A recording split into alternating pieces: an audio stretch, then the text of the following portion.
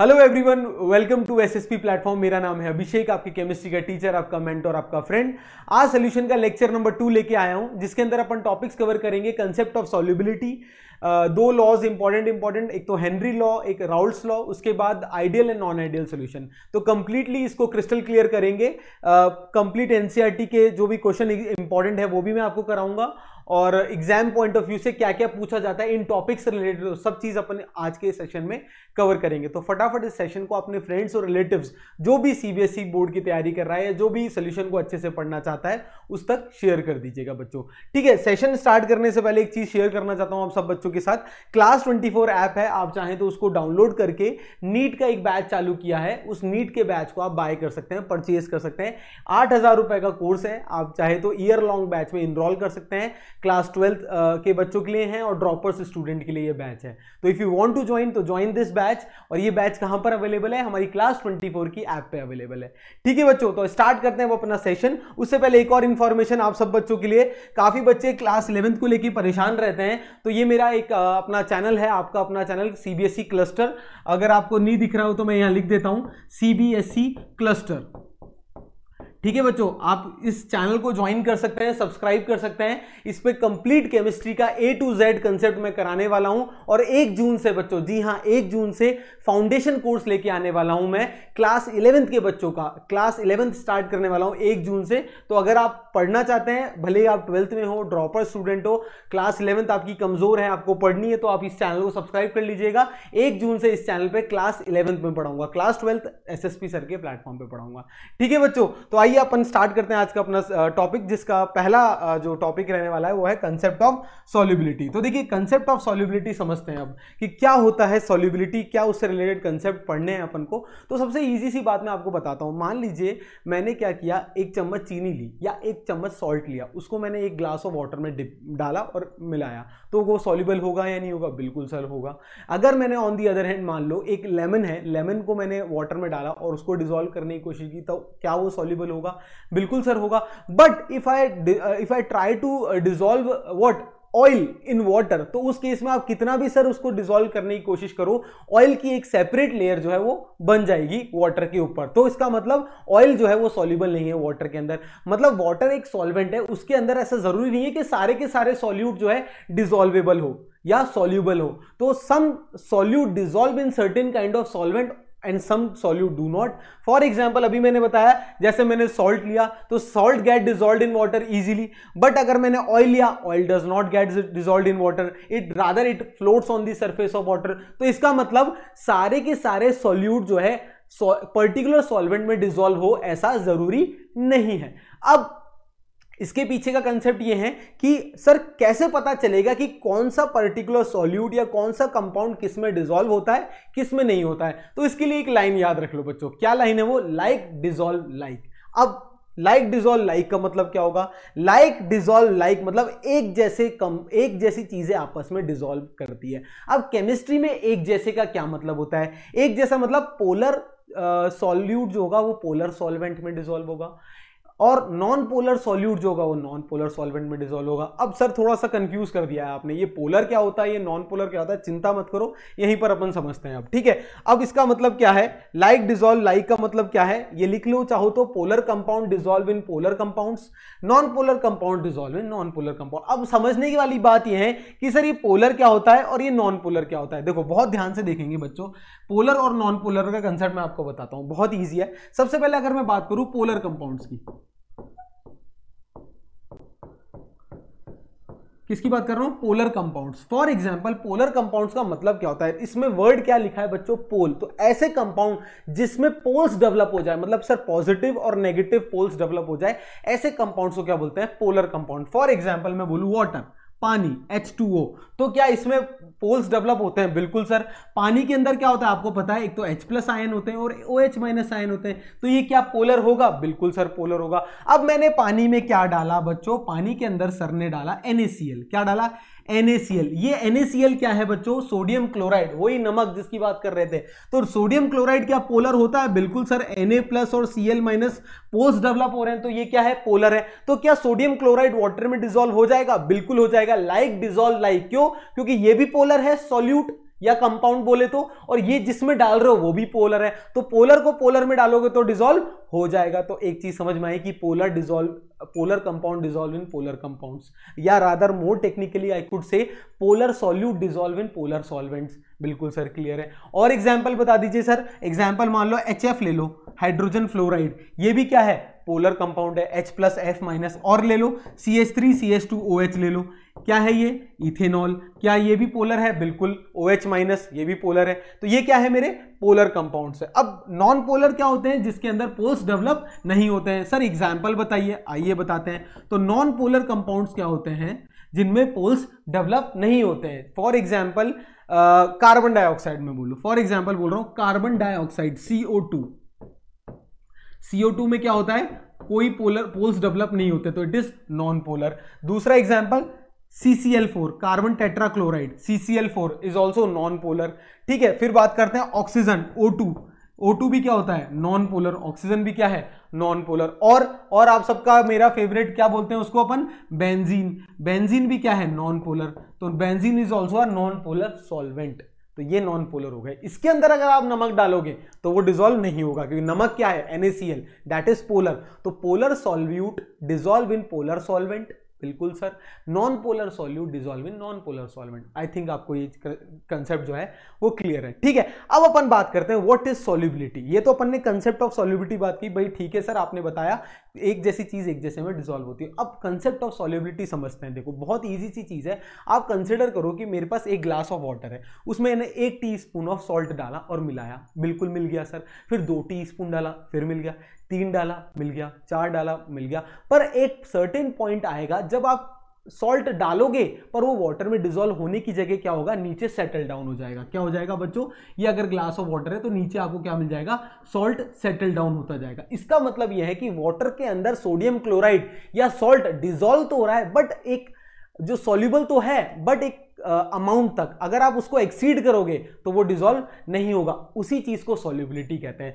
Solubility का मतलब क्या होता है कि वो मैक्सिमम अमाउंट जो कि किसी स्पेसिफाइड अमाउंट ऑफ सॉल्वेंट में डिसॉल्व हो जाए, वो मैक्सिमम अमाउंट ऑफ सॉल्यूट जो किसी भी पर्टिकुलर या स्पेसिफाइड अमाउंट ऑफ सॉल्वेंट में डिसॉल्व हो जाए at a particular temperature and pressure is known as solubility. For example अगर मैं बोलूं एक ग्लास ऑफ वाटर के अंदर 4 चम्मच ही डिसॉल्व हो रही है सर, 5वीं डालते ही सेटल डाउन हो रही है, तो 4 चम्मच ही उसकी क्या है, सॉल्युबिलिटी। 4 चम्मच के बाद उसकी सॉल्युबिलिटी नहीं है, क्यों सर, फिर क्या हो रहा है, वो नीचे सेटल डाउन हो रहा है। आई होप क्लियर है, बिल्कुल। कोई भी डाउट है तो डाउट टाइप कर दीजिएगा।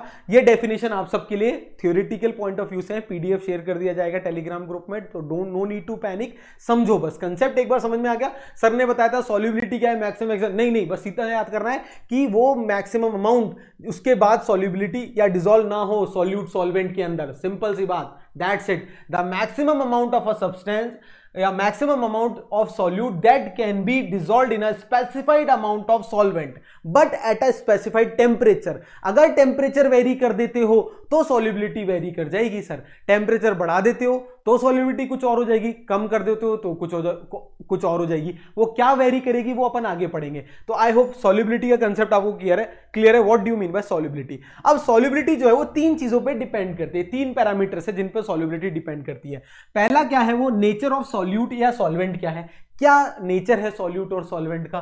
दूसरा आपका टेम्परेचर रेंज या टेम्परेचर क्या है, और तीसरा प्रेशर क्या है। इन 3 मुख्य बातों पे आपकी सॉल्युबिलिटी डिपेंड करती है। सॉल्युबिलिटी क्या बताई सर ने, वो मैक्सिमम अमाउंट जो कि किसी पर्टिकुलर सॉल्वेंट में डिसॉल्व हो जाए। मतलब वो 4 चम्मच वाला एग्जांपल याद रखना बच्चों कि 4 चम्मच तक तो डिसॉल्व हो रहा था, 5वीं चम्मच सेटल डाउन हो रही थी, तो उसकी सॉल्युबिलिटी क्या है, 4 चम्मच। तो वो मैक्सिमम अमाउंट जो कि किसी पर्टिकुलर सॉल्वेंट में डिसॉल्व हो जाए उसे बोलते हैं सॉल्युबिलिटी। क्लियर है, 3 फैक्टर्स पे डिपेंड करती है, बिल्कुल सर। अब आगे की बात करते हैं। सॉल्युबिलिटी अपन जनरली किस में पढ़ते हैं, लिक्विड्स के अंदर। अब 3 टाइप ऑफ सॉल्युबिलिटी पढ़ेंगे लिक्विड में भी। एक तो solubility of solid in liquid, बिल्कुल। दूसरा solubility of liquid in liquid, जो कि बहुत ज्यादा इंपॉर्टेंट है, ठीक है, अगर सीबीएसई पॉइंट ऑफ व्यू से बोला जाए तो बहुत ज्यादा इंपॉर्टेंट है।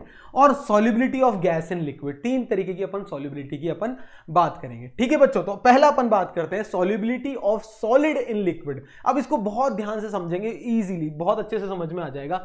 Solubility of solid in liquid की अगर अपन बात करें, 1 मिनट रुक जाओ, मैं आपको एक समझाने के लिए एक अच्छा सा एग्जाम्पल ले लेता हूं, ठीक है, केमिस्ट्री का ही।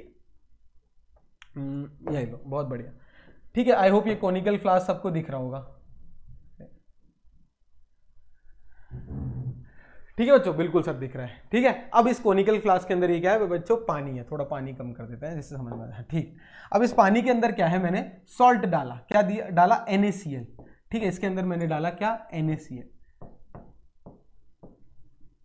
ठीक है, इसके अंदर मैंने NaCl डाला और उसको डिसॉल्व किया, तो सर वो डिसॉल्व हो गया।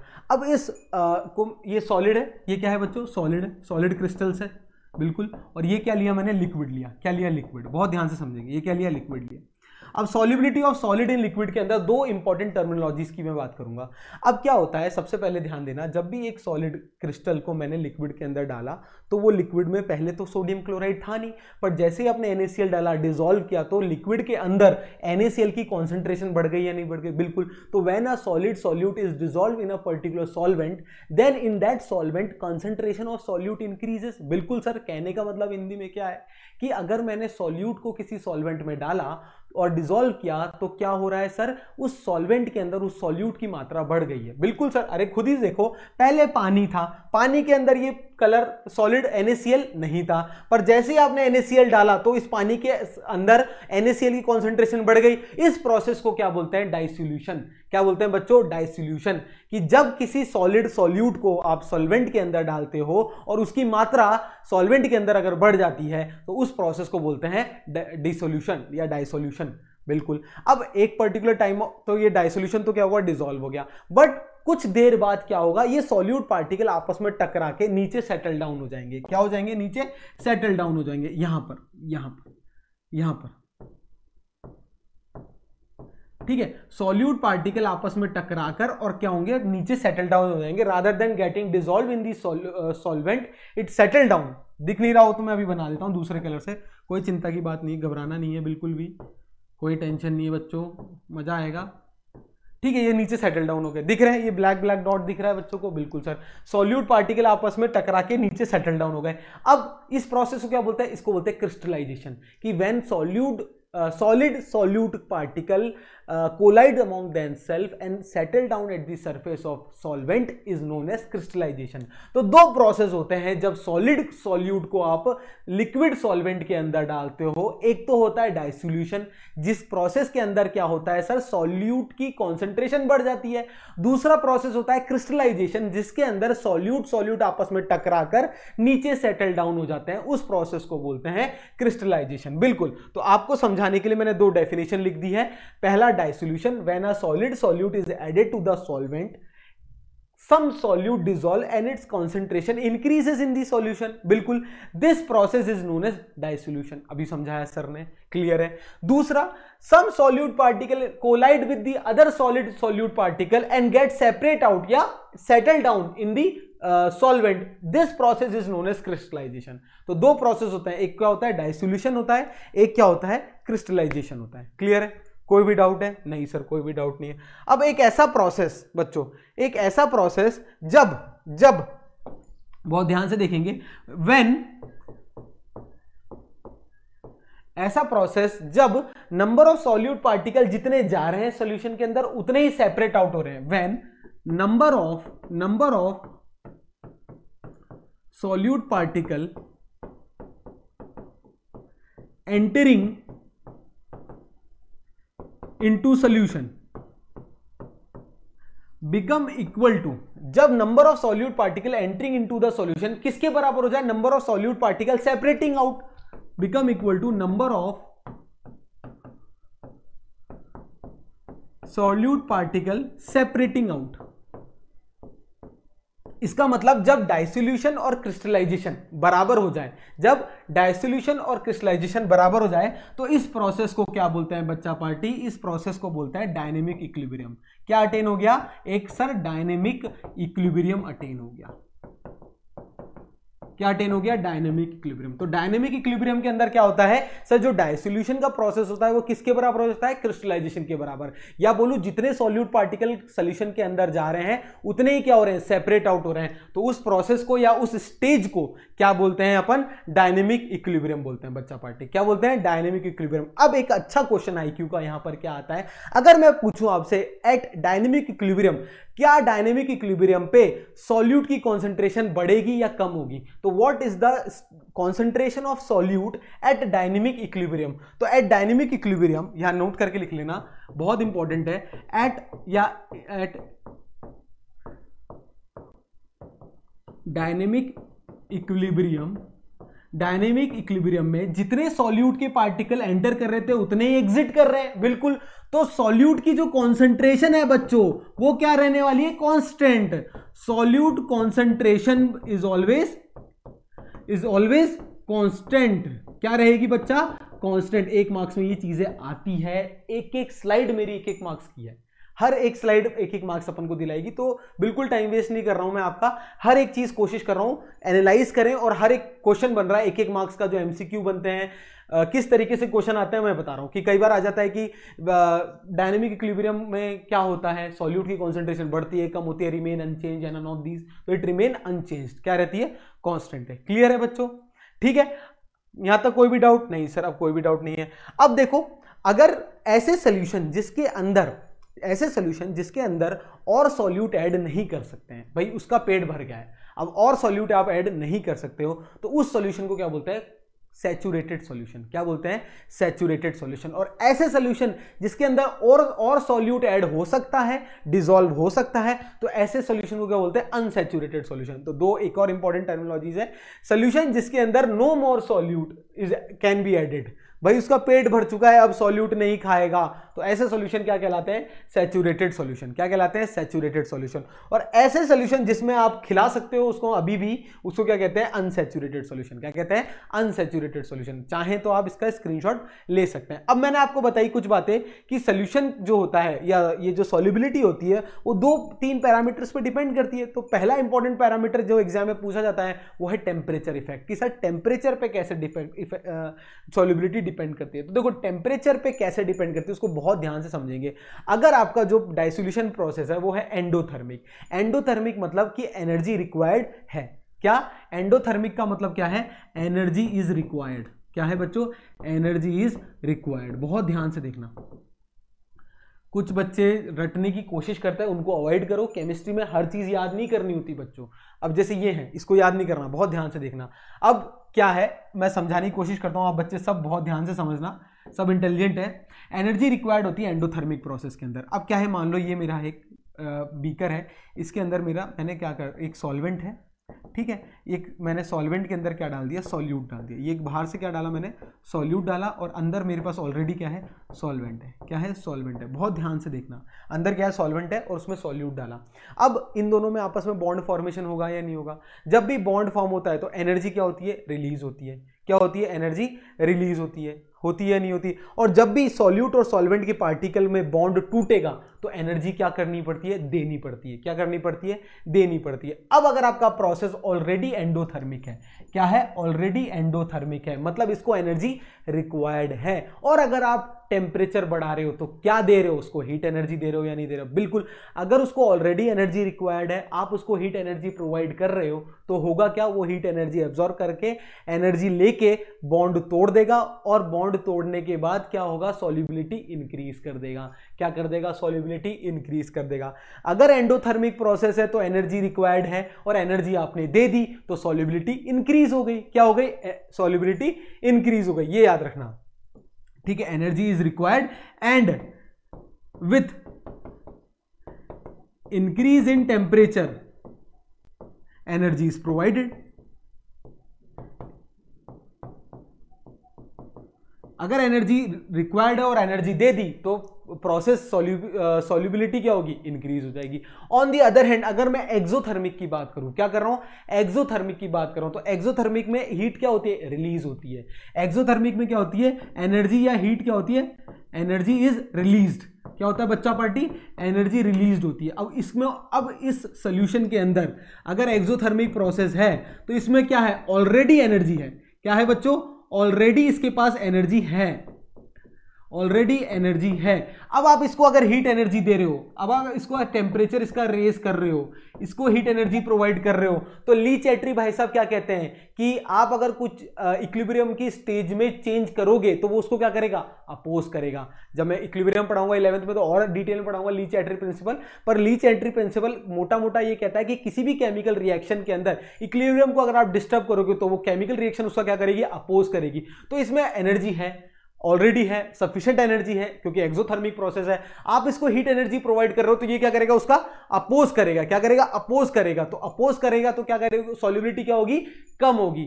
एनर्जी ऑलरेडी है, आप दे रहे हो तो सॉल्युबिलिटी डिक्रीजेस। एनर्जी रिक्वायर्ड है, आप एनर्जी दे रहे हो तो सॉल्युबिलिटी इंक्रीजेस। समझ में आ गया कि एंडोथर्मिक के अंदर with increase in temperature solubility increases and in exothermic process solubility decreases with increase in temperature. दो बहुत ही शानदार और इंपॉर्टेंट कंसेप्ट है। अगर कोई भी डाउट है तो प्लीज आप टाइप कर दीजिएगा, मैं दोबारा एक शॉर्ट बना के समझा दूंगा, तो no need to worry. Clear, ठीक है। अब बात करते हैं प्रेशर इफेक्ट का। अब बात करते हैं प्रेशर इफेक्ट का। अब सॉलिड के केस के अंदर बच्चों अगर मैं प्रेशर इफेक्ट की बात करूं, किसकी बात कर रहा हूं बच्चों, प्रेशर इफेक्ट। अब सॉलिड इन लिक्विड था, तो सॉलिड क्या होते हैं बच्चों, सर सॉलिड्स आर इनकंप्रेसिबल। क्या होते हैं, इनकंप्रेसिबल होते हैं। मतलब आप प्रेशर का there is no effect, no effect of pressure. अब इनकंप्रेसिबल है तो no effect of pressure on solubility. Pressure बढ़ाने से सॉलिड की लिक्विड के अंदर सॉल्युबिलिटी पे कोई भी फर्क नहीं पड़ता है। आई होप क्लियर है, प्रेशर इफेक्ट क्लियर है, इसको नोट कर लीजिएगा। सॉलिड इनकंप्रेसिबल होते हैं तो there is no, so therefore there is no effect of pressure on solubility, on solubility. Clear है, प्लीज इसका स्क्रीनशॉट लेना चाहो या लिखना चाहो, जैसा आपकी मर्जी। ठीक है, अब बात करते हैं नेक्स्ट बहुत ही अच्छा topic, solubility of gas in liquid. Solubility of gas in liquid का गर्मी का मौसम में मजा आ गया देख के। कोल्ड ड्रिंक डल रही है, वैसे आई डोंट रिकमेंड यू, बिल्कुल अच्छी बात नहीं है ये, पर फिर भी चलो एक आप लोग को कनेक्ट करने के लिए तो ये सबसे बेस्ट एग्जांपल है। तो ये देखो यहाँ इसके अंदर क्या आप देखते हो ना, एक बबल्स फॉर्म होते हैं, तो वो क्या है, गैस है, डिजॉल्व कार्बन डाइऑक्साइड है in sweet solution in liquid, कहने का मतलब है। तो गैस इन लिक्विड का एग्जांपल एक ये हो गया, एक बहुत अच्छा एग्जांपल ये हो गया ये मरीन लाइफ। इसके अंदर क्या है, ओशन के अंदर क्या होता है, डिजॉल्व गैसेस होती है जो कि एक्वाटिक लाइफ को सस्टेन करने के लिए बहुत इंपॉर्टेंट है। तो this is a good example of gas in liquid. तो गैस इन लिक्विड की अगर अपन बात करेंगे तो सबसे पहले प्रेशर इफेक्ट की बात करते हैं। अब गैसेस क्या होती है, हाईली कंप्रेसिबल होती है बच्चों। क्या होती है, काफी ज्यादा कंप्रेस हो सकती है गैस। तो जब मैं कंप्रेस करूंगा गैस के मॉलिक्यूल्स, तो बहुत ध्यान से देखना, गैस की मॉलिक्यूल जैसे ही मैं कंप्रेस करूंगा तो ये पहले मान लो ये गैस की मॉलिक्यूल है, तो जैसे ही मैं कंप्रेस करूंगा तो ये गैस के मॉलिक्यूल आपस में आएंगे, तो इनका इंटरमॉलिक्यूलर फोर्स ऑफ अट्रैक्शन क्या कर रहे हो आप, बढ़ा रहे हो, तो इसकी सॉल्युबिलिटी क्या होगी, इंक्रीज होगी। तो with increase in pressure solubility of gas क्या होती है, इंक्रीज होती है। एक बहुत अच्छा एग्जांपल है। तो जैसे जैसे आप प्रेशर बढ़ाओगे तो more gas molecule are soluble at higher pressure, क्योंकि उनका इंटरमॉलिक्यूलर फोर्स ऑफ अट्रैक्शन आप क्या कर रहे हो, बढ़ा रहे हो, उसको क्या कर रहे हो, पास ला रहे हो, तो सॉल्युबिलिटी क्या कर रहे हो आप, बढ़ा रहे हो। But in case of solid वो इनकंप्रेसिबल होते हैं, तो आप उसके केस में प्रेशर का कोई इफेक्ट नहीं होता। पर गैस के केस में इफेक्ट होता है कि सॉल्युबिलिटी क्या होती है, बढ़ती है विथ इंक्रीज इन प्रेशर। बिल्कुल, तो solubility of gas increase with increase in pressure. तो अगर मैं कहना चाहूं आपसे, अगर मैं आपसे बोलना चाहूं तो मैं क्या ऐसे कह सकता हूं कि sir solubility is directly proportional to pressure. It is directly proportional to pressure. तो जैसे जैसे मैं प्रेशर बढ़ाऊंगा तो सॉल्युबिलिटी क्या होगी मेरी, इंक्रीज होगी, और प्रेशर कम करूंगा, प्रेशर रिलीज करूंगा तो सॉल्युबिलिटी क्या होगी, घटेगी। क्या होगी, सॉल्युबिलिटी घटेगी। क्लियर है बच्चों, बिल्कुल। अब यहीं पर एक बहुत ही इंपॉर्टेंट लॉ का इंट्रोडक्शन हुआ जो कि अपने लिए बेहद इंपॉर्टेंट है एग्जाम पॉइंट ऑफ व्यू से। तो हेडिंग डालो अपना पहला लॉ, जिसका नाम है, क्या नाम है बच्चों, पहला लॉ जिसका नाम है हेनरीज लॉ। क्या नाम है पहले लॉ का, हेनरीज लॉ।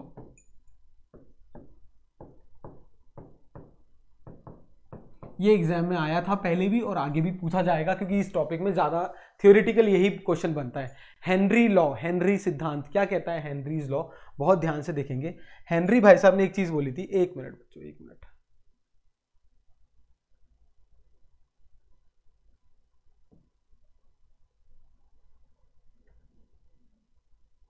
चलो ठीक है, चलो हेनरीज लॉ, तो हेनरी भाई साहब ने क्या कहा था, बहुत ध्यान से देखना। हेनरी लॉ ने क्या कहा था कि सॉल्युबिलिटी जो होती है किसकी, बहुत ध्यान से देखेंगे, अभी बहुत अच्छा कंसेप्ट आने वाला है। फिर से केमिस्ट्री का एक टूल यूज करते हैं अपन।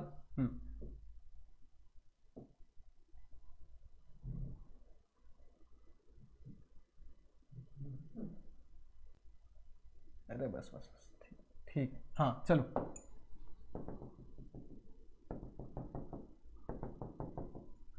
ये क्या है, लिक्विड है। इस लिक्विड को जैसे ही आप एनर्जी दोगे, हीट एनर्जी दोगे, तो इसके कुछ मॉलिक्यूल क्या है, गैसेस में कन्वर्ट हो जाएंगे। मान लो ये गैस के मॉलिक्यूल में कन्वर्ट हो, ठीक है। ये क्या है, गैस, ये क्या है, गैस है, और ये क्या है, मान लो लिक्विड है। हेनरी लॉ समझना बहुत इंपॉर्टेंट है, ठीक है। ये गैस है, ये क्या है, लिक्विड है। इसको मैंने ऊपर से ढक दिया, तो ऊपर से जैसे ही ढक दिया तो ये गैस के पार्टिकल क्या करेंगे, प्रेशर एक्सर्ट करेंगे किस पे, लिक्विड की सरफेस पे। इस तरीके से लिक्विड की सरफेस पे ये क्या करेंगे, प्रेशर एक्सर्ट करेंगे। और जैसे से ये प्रेशर बढ़ेगा वैसे ही क्या, इस गैस की सॉल्युबिलिटी इंक्रीज होगी। क्या होगी, सॉल्युबिलिटी इंक्रीज होगी। तो मैं ये कह सकता हूं हेनरी लॉ के अकॉर्डिंग, हेनरी भाई साहब ने कहा था solubility of gas in liquid is directly proportional to partial pressure of gas that is present on the above on the surface of liquid. क्या है, solubility is directly proportional to partial pressure of the gas. Which gas? That is present above the surface of liquid is known as Henry's law. क्या बोलते हैं इसको, Henry law कहते हैं, ठीक है। कि solubility is directly proportional to partial pressure. क्या है बच्चों पार्टी, ये partial pressure है, ठीक है। स्टेटमेंट लिखा देता हूं, चिंता नहीं है। स्टेटमेंट क्या है, according to Henry's law solubility of a gas is directly proportional to the partial pressure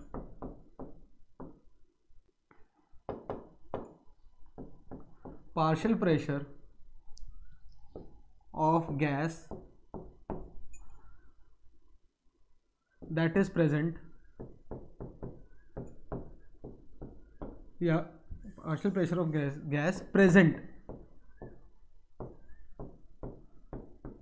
above the surface of liquid.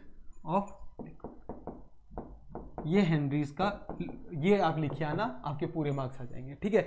Solubility of gas in liquid is directly proportional to the partial pressure of gas present above the surface of liquid is known as Henry's law. Henry law क्या कहता है, समझ में आ गया कि solubility is directly proportional to partial pressure. यहां तक किसी को कोई भी डाउट है? नहीं सर, कोई भी डाउट नहीं है। अब बहुत ध्यान से देखना, अगली इंपॉर्टेंट टर्म्स क्या बताने जा रहा हूं।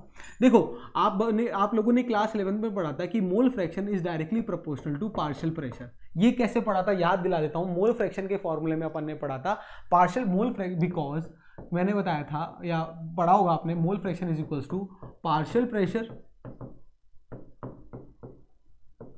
Upon total pressure. ये मोल फ्रैक्शन का है, डेफिनेशन है या फॉर्मूला है, 11 क्लास वाली क्लास में पढ़ा दूंगा।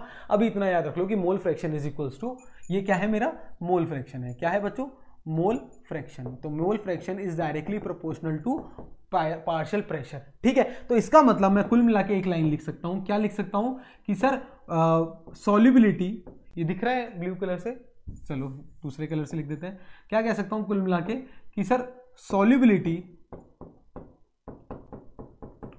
is directly proportional to partial pressure and it is directly proportional to mole fraction। तो ये मेरा क्या आ गया, पूरा हेनरी का एक लॉ है, जिसका पूरा मैंने एक समरी बना दी कि हेनरी ने बोला था solubility is directly proportional to partial pressure और partial pressure is directly proportional to mole fraction. ये किसने कहा था, ये कहा था डाल्टन भाई साहब ने। किसने कहा था, दिस इज, ये कहा था एज पर डाल्टन्स लॉ।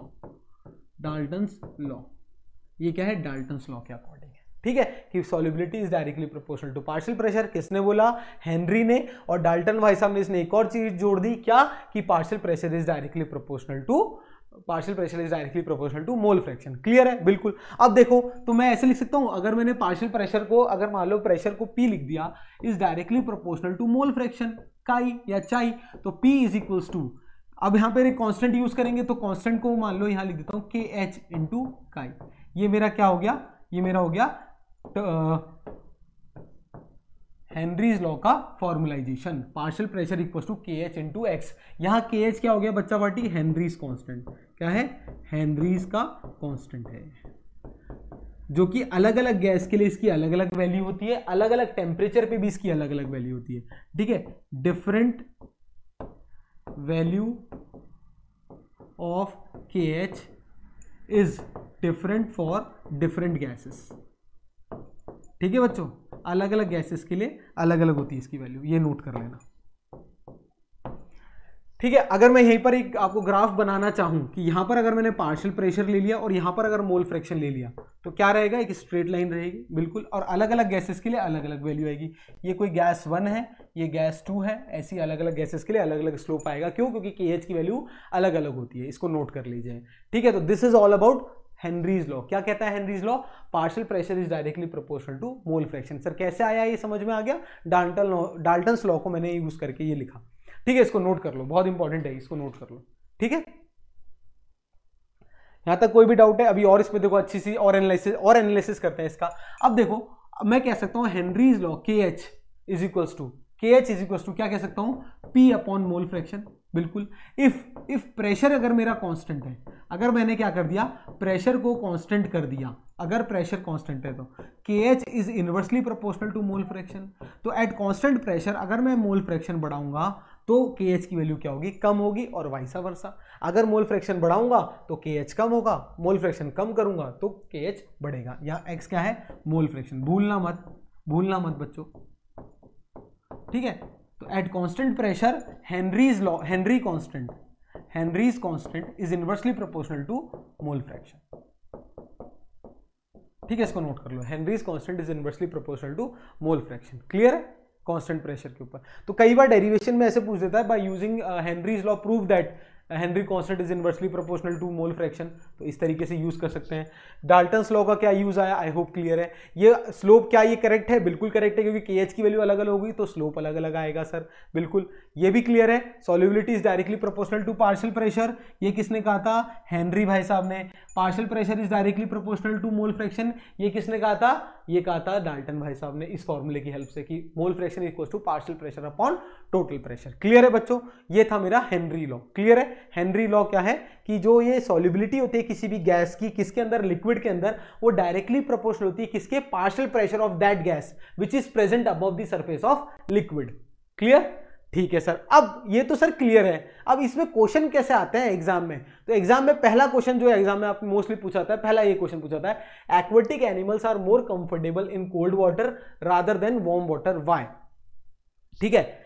ठीक है, अब इसका सोल्यूशन बहुत ध्यान से देखना है। क्वेश्चन पूछा है कि कोल्ड वाटर में ज्यादा एक्वेटिक एनिमल कंफर्टेबल होते हैं as compare to hot water, ऐसा क्यों, बहुत ध्यान से देखेंगे। देखो, जैसे से टेम्परेचर बढ़ाते हैं, अभी मैंने बताया था व्हेन टेम्परेचर इंक्रीजेस तो KH की वैल्यू बच्चा पार्टी क्या होती है, इंक्रीज होती है। क्या होती है, KH की वैल्यू इंक्रीज होती है। अभी मैंने आपको एक रिलेशन बताया था कि at constant pressure KH is inversely proportional to mole fraction, बताया था या नहीं बताया था, बिल्कुल। तो इफ KH इंक्रीजेस, अगर KH की वैल्यू बढ़ेगी, अगर टेम्परेचर बढ़ेगा, मतलब in hot water, in hot H2O, hot water है तो टेम्परेचर बढ़ेगा तो KH बढ़ेगा। KH अगर बढ़ेगा तो इफ KH बढ़ेगा तो मोल फ्रैक्शन क्या होगा, कम होगा।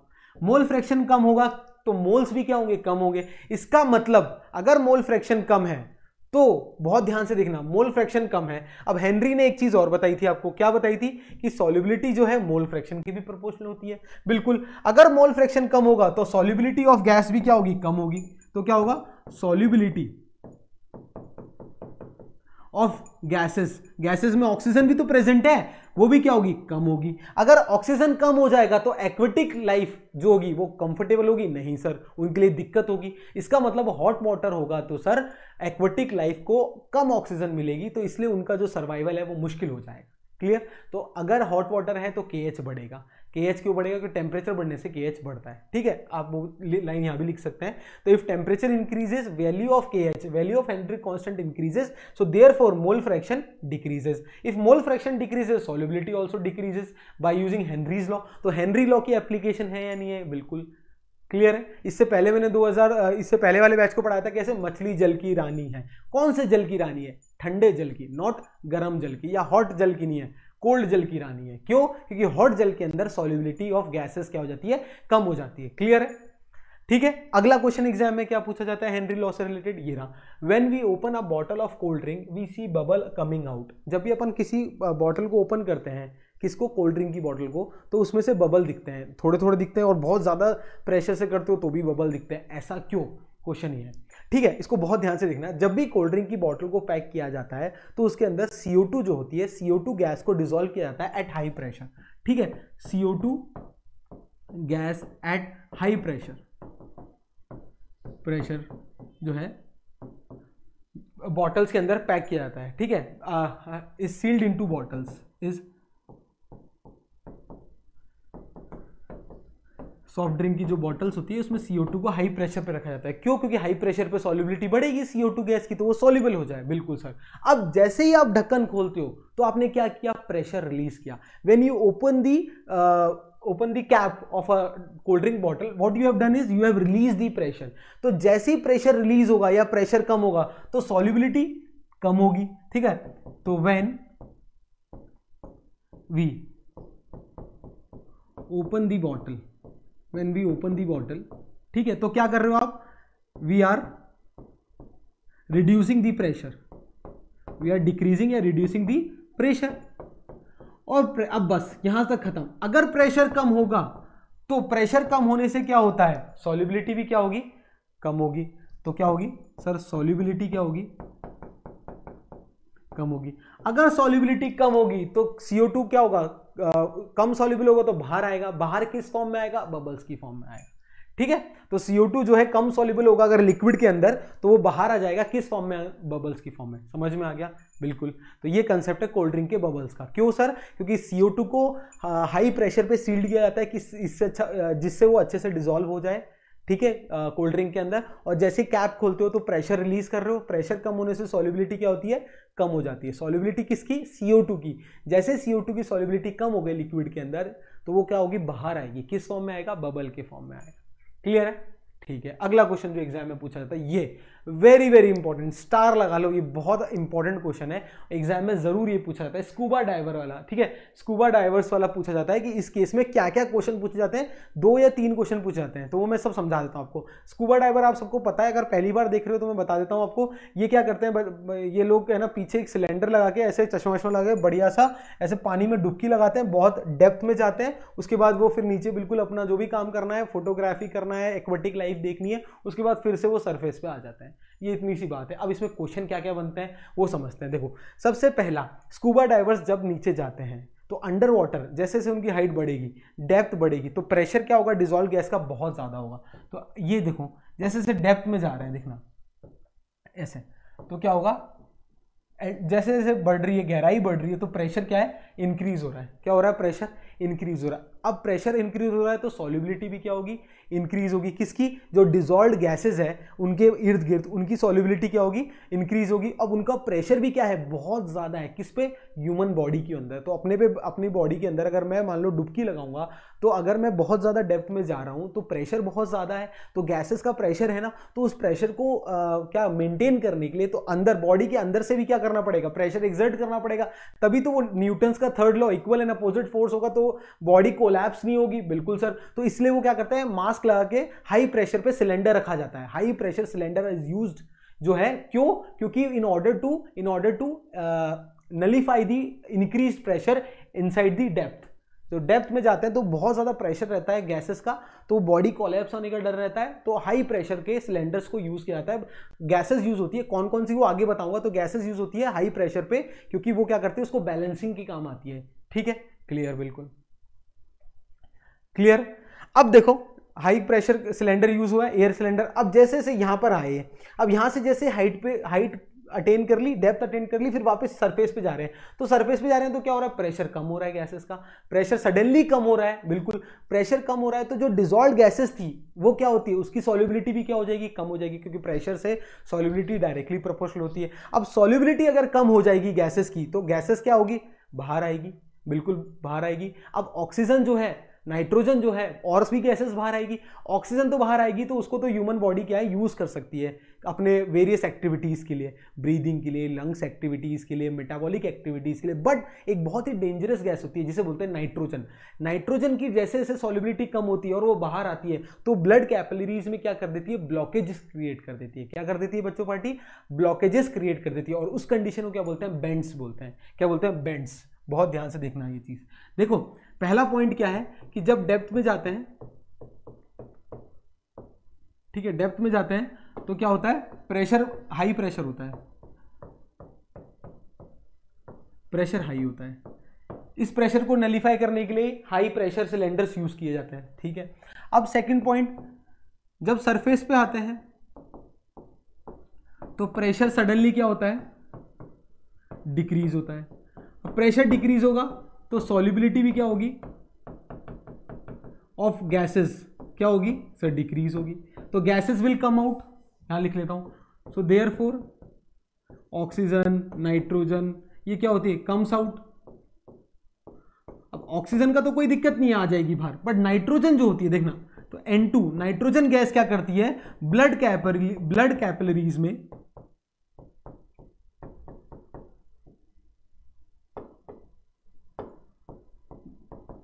क्या कर देती है, ब्लॉकेज कर देती है, ब्लॉकेजेस क्रिएट कर देती है। इस कंडीशन को क्या बोलते हैं बच्चा पार्टी, इस कंडीशन को बोलते हैं क्या, बेंड्स। क्या बोलते हैं इस कंडीशन को, बेंड्स। इस बेंड्स की कंडीशन को अवॉइड करने के लिए जो वो हाई प्रेशर सिलेंडर यूज किया गया है ना, उसके अंदर क्या करते हैं, नाइट्रोजन को डिसॉल्व करते हैं, किसके अंदर, हीलियम के अंदर। किसके अंदर, हीलियम के अंदर, कि ये बेंड वाली कंडीशन ना हो और आदमी जिंदा रहे। क्लियर है, बिल्कुल। कोई भी डाउट है तो बताओ। सो इस bend, in order to avoid this condition, ये लिख लो, ये लाइन लिखवा देता हूं, ठीक है।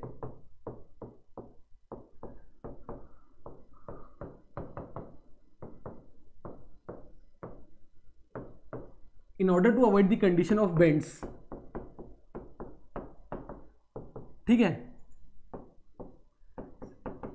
सिलेंडर के अंदर क्या होता है, नाइट्रोजन प्लस हीलियम, इसको रखा जाता है। Cylinder filled with nitrogen and helium is used, ठीक है। I hope clear. पहला डाउट कि डेप्थ में जाते हैं, प्रेशर ज़्यादा होता है, तो उस प्रेशर को बैलेंस करने के लिए अंदर से प्रेशर देना पड़ता है, इसलिए हाई प्रेशर सिलेंडर्स यूज़ किए जाते हैं। दूसरा, जैसे ही वो डेप्थ में गए सॉल्युबिलिटी इंक्रीज हुई गैसेस की, क्योंकि प्रेशर ज़्यादा था, तो जैसे ही वो सरफेस पे आएंगे तो प्रेशर कम होगा, सॉल्युबिलिटी कम होगी, तो गैसेस विल कम आउट। जैसे CO2 कम आउट हुई थी, वैसे ऑक्सीजन, नाइट्रोजन, तो ऑक्सीजन की तो कोई दिक्कत नहीं, बट नाइट्रोजन क्या कर देगी, ब्लड कैपिलरीज में ब्लॉकेज क्रिएट कर देगी, तो उस कंडीशन को क्या बोलते हैं, बेंड्स। तो in order to avoid the condition of bends, cylinder is filled with helium and nitrogen, जिससे वो नाइट्रोजन को डिसॉल्व कर लेते हैं और वो ब्लड कैपिलरीज में ब्लॉकेजेस क्रिएट नहीं करती है। आई थिंक क्लियर है, इसको नोट कर लो। मजा आया, ठीक है। तो इसे बोलते हैं हेनरीज का पूरा लॉ। अच्छा था ये, क्लियर है। तो ये तो न्यूमेरिकल, ये तो थे थ्योरेटिकल पॉइंट ऑफ व्यू से 3 इंपॉर्टेंट क्वेश्चन, इससे बाहर कुछ भी नहीं आना, चिंता मत करना, बिल्कुल भी चिंता मत करना।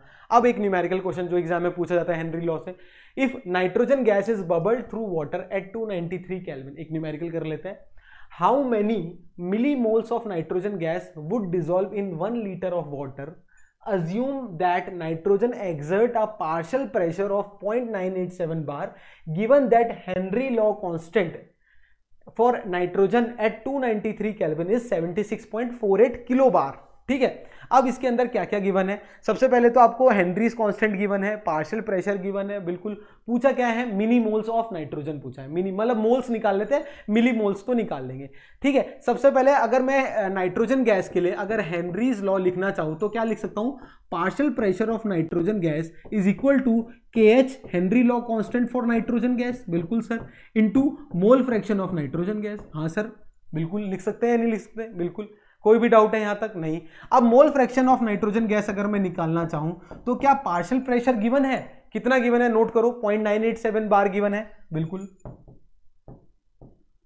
अपॉन KH की वैल्यू कितनी गिवन है सर, 76.48 किलो बार है, ये बार है, ये किलो बार है, ये नोट कर लेना, 76.48 किलो बार इंटू 10⁻³ कर दूं, बार में हो जाएगा। ठीक है, तो ये मोल फ्रैक्शन की वैल्यू आ जाएगी, इसको सॉल्व कर लो, कितना आ जाएगा, 1.29 इंटू 10⁻⁻⁵, क्या यूनिट होगी? नहीं सर, मोल फ्रैक्शन यूनिटलेस होती है। मोल फ्रैक्शन किसका आ गया? नाइट्रोजन का आ गया। ठीक है, अब देखो बहुत ध्यान से, भाई नाइट्रोजन है और दूसरा वाटर है, बिल्कुल nitrogen gas dissolve in water है ना, 1 लीटर ऑफ वाटर, बहुत ध्यान से देखना बिल्कुल। अब अगर मोल फ्रैक्शन की बात करूं, मोल फ्रैक्शन ऑफ नाइट्रोजन, तो क्या होगा मोल फ्रैक्शन का formula? Sir moles of nitrogen बिल्कुल अपॉन टोटल मोल्स, तो टोटल मोल्स मतलब moles of nitrogen plus moles of water. कोई भी डाउट? नहीं सर। इसका मतलब सर आपको ये पता है, आपको बस वाटर का मोल बता दो मुझे, मैं तुरंत सॉल्व कर लूंगा। बिल्कुल अभी बताता हूं। अब देखो वाटर का लिए आपको सिर्फ एक चीज गिवन है। क्या गिवन है? कि 1 लीटर वाटर सॉल्यूशन है, 1 लीटर ऑफ H2O, ये गिवन है आपको बस। अब इससे मोल कैसे निकालेंगे? तो इससे मोल निकालने का तरीका बताता हूं। डेंसिटी जो होती है वाटर की, वो होती है 1 kg पर लीटर। क्या होती है बच्चों? Density for water, density of water क्या होती है? 1 kg पर लीटर होती है। बहुत ध्यान से देखना। क्लियर है? वही डेंसिटी का फॉर्मूला क्लियर है। अब डेंसिटी से देखो, डेंसिटी मेरे को पता है क्या होती है सर, मास अपॉन वॉल्यूम होती है, नहीं होती? बिल्कुल, वॉल्यूम 1 लीटर दे रखा है, डेंसिटी भी 1 है, तो मास कितना आ जाएगा? अरे मास देखो यहां लिख देता हूं, डेंसिटी इज इक्वल टू क्या होता है सर, मास अपॉन वॉल्यूम। तो मास कितना आ जाएगा? अरे सर ये डेंसिटी भी 1 kg पर लीटर है और वॉल्यूम भी 1 लीटर है, तो 1 kg आ जाएगा या नहीं आ जाएगा मास? 1 kg या बोले तो 1000 ग्राम, एक ही बात है बिल्कुल।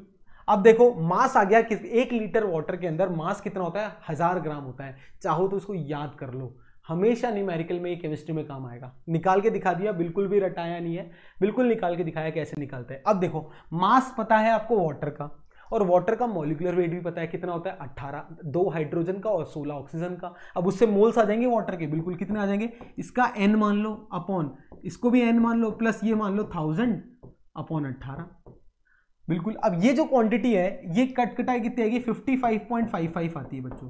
कितनी आती है? 55.55। तो ये वाली क्वांटिटी इसको निग्लेक्ट कर सकते हैं क्योंकि काफी बड़ी क्वांटिटी है। तो डिनोमिनेटर में सिर्फ क्या लिख सकता हूं मैं? 55.55 लिख सकता हूं। क्लियर है? क्लियर है? डन। अब और मोल फ्रैक्शन की वैल्यू कितनी आई थी अपनी सर? 1.29 इंटू 10 की पावर -5। ये क्या आ गई थी? 1.29 इंटू 10 की पावर -5। तो मोल्स आ जाएंगे कितने सर? 1.29 इंटू 10 की पावर -5। ये तो हो गया मोल फ्रैक्शन। इसको मल्टीप्लाई कर देंगे किससे? 55.55 से। इसको सॉल्व कर लो, ये क्या आ जाएगा? मोल्स आ जाएंगे किसके? नाइट्रोजन गैस के। आई होप क्लियर है। कोई भी डाउट हो तो टाइप कर दीजिएगा। बहुत लल्लू सा क्वेश्चन था। इस तरीके से ये एक अच्छा इंटेक्स क्वेश्चन है एनसीईआरटी का। एनसीईआरटी का हर एक चीज कराऊंगा, डोंट वरी, हर एक चीज कराऊंगा। आई होप क्लियर होगा। तो partial pressure is equals to KH into X2 निकाला, XN2। मोल फ्रैक्शन की वैल्यू निकाल ली क्योंकि दो चीज गिवन थी। मोल फ्रैक्शन का बेसिक फॉर्मूले में इस चीज को डाला। अब मुझे वाटर के मोल्स नहीं पता सर, तो वाटर के मोल्स निकालने के लिए वाटर की डेंसिटी को यूज करते हुए वाटर का मास निकाला। वाटर का मॉलिक्यूलर वेट 18 पता है मुझे, तो इधर से मैंने वाटर के मोल्स निकाले। अब ये जो वाटर के मोल्स है it is very large, very high as compare to nitrogen के मोल, तो इसको निग्लेक्ट कर लिया। डिनोमिनेटर में सिर्फ वाटर के मोल्स लग सकते हैं, इसको n मान लिया, n की वैल्यू निकाल ली। आई होप क्लियर है, मजा आया। तो हेनरीज लॉ से रिलेटेड थ्योरेटिकल क्वेश्चन और इस तरीके के न्यूमेरिकल क्वेश्चन आते हैं। आई होप क्लियर होगा आपको। क्लियर है? ठीक है। अगर समझ में आ रहा है बच्चों तो प्लीज लाइक भी करते जाइएगा, अच्छा लगेगा आपके सर को। आगे बढ़ते हैं वेपर प्रेशर के बारे में। अब नेक्स्ट टॉपिक अपना है वेपर प्रेशर। बहुत इंपॉर्टेंट है, इसको बहुत ध्यान से समझेंगे। वेपर प्रेशर क्या है? It is the pressure exerted by vapour which is present above the surface of liquid. कि लिक्विड के ऊपर जो वेपर होती है वो जब लिक्विड पे जो प्रेशर लगाती है उसे बोलते हैं वेपर प्रेशर। बहुत ध्यान से समझेंगे। ये मेरा अगर मान लो कोई कंटेनर है, इस कंटेनर में क्या है? लिक्विड है, ठीक है। इस लिक्विड के ऊपर मैंने क्या कर दिया? मान लो इस लिक्विड के कंटेनर के ऊपर क्या है? ये वेपर्स बन गई। ये क्या बन गई? वेपर्स बन गई, ठीक है। अब इसको क्या कर दिया? ऊपर लिड से कवर कर दिया कि ये बाहर ना जा पाए। तो ये वेपर क्या करेगी? प्रेशर लगाएगी, एक तो वॉल्स ऑफ कंटेनर पे लगाएगी और दूसरा लिक्विड की सरफेस पे भी लगाएगी। ये जो प्रेशर ये वेपर्स लगा रही है किस पे? लिक्विड की सरफेस पे लगा रही है। इस प्रेशर को क्या बोलते हैं? वेपर प्रेशर कहते हैं। क्या बोलते हैं? Vapour pressure. बट इसके अंदर एक कंडीशन है जो मोस्ट ऑफ द लोग पता नहीं बताते हैं या नहीं बताते, पर मैं आपको बताना चाहता हूं कि वेपर प्रेशर की कंडीशन क्या होती है कि rate of evaporation should be equal to rate of condensation. कि जितना लिक्विड वेपर में कन्वर्ट हो रहा है उतना ही वेपर क्या होना चाहिए? लिक्विड में भी कन्वर्ट होना चाहिए। तो provided rate of evaporation is equal to rate of condensation. ये लाइन लिख लेना यार, ठीक है। कंडेंसेशन, अगर नया है तो कोई दिक्कत नहीं है, लिख लेना कि वेपर प्रेशर क्या है, it is the pressure exerted by vapour which is present above the surface of liquid provided rate of evaporation should be equal to rate of condensation. मतलब जितने लिक्विड वेपर में कन्वर्ट हो रहे हैं उतने उस टाइम उतने ही वेपर क्या होने चाहिए, लिक्विड में भी कन्वर्ट होने चाहिए। ठीक है, इससे बोलते हैं वेपर प्रेशर। क्या बोलते हैं, वेपर प्रेशर। क्लियर है। वेपर प्रेशर के फैक्टर्स जिन जिन पे वेपर प्रेशर डिपेंड करता है, तो दो इंपॉर्टेंट फैक्टर्स होते हैं। ठीक है, पहला होता है टेम्परेचर, दूसरा होता है नेचर ऑफ लिक्विड। तो पहला इंपॉर्टेंट फैक्टर्स की बात करते हैं टेम्परेचर, कि कैसे वेपर प्रेशर जो है वो टेम्परेचर पे डिपेंड करता है। तो जैसे जैसे अगर मैं टेम्परेचर बढ़ा रहा हूँ, खुद ही सोचो, अगर मैं टेम्परेचर बढ़ा रहा हूँ तो लिक्विड जो है वो वेपर में कन्वर्ट होगा या नहीं होगा, बिल्कुल। तो ज्यादा वेपर होगी, जितनी ज्यादा वेपर होगी उतना ज्यादा वेपर प्रेशर, सिंपल सी बात। तो इसका मतलब मैं कह सकता हूं कि vapour pressure is directly proportional to temperature, because जैसे से टेम्परेचर बढ़ा रहा हूं वैसे वैसे लिक्विड वेपर में कन्वर्ट हो रहा है, और जितना वेपर उतना वेपर प्रेशर। क्लियर। ठीक है, अगर मैं ग्राफ बनाना चाहूं, अगर if I want to draw a graph between what, यहां पर मैं ले लूं मान लो टेम्परेचर या वेपर प्रेशर जो भी ले लो, और इस एक्सिस एक्स और वाई एक्सिस में ग्राफ बनाना चाह रहा हूं, बहुत ध्यान से देखना। एक्स एक्सिस या वाई एक्सिस, इधर ले लो वेपर प्रेशर ले लो और इधर ले लो टेम्परेचर। तो इसका ग्राफ किस तरीके से आएगा बच्चों, इस तरीके का ग्राफ आता है, ऐसा, इस तरीके का ग्राफ। ठीक है, इस तरीके के ग्राफ को क्या बोलते हैं, वेपर प्रेशर वर्सेस टेम्परेचर। जैसे जैसे टेम्परेचर बढ़ेगा वैसे वैसे वेपर प्रेशर भी क्या होगा, बढ़ेगा। क्लियर है। अब एक इस पर इंटरेस्टिंग सी चीज बताता हूं, बहुत ध्यान से देखना। जब मेरा वेपर प्रेशर की वैल्यू, जब मेरे वेपर प्रेशर की वैल्यू मान लो 1 atm होगी,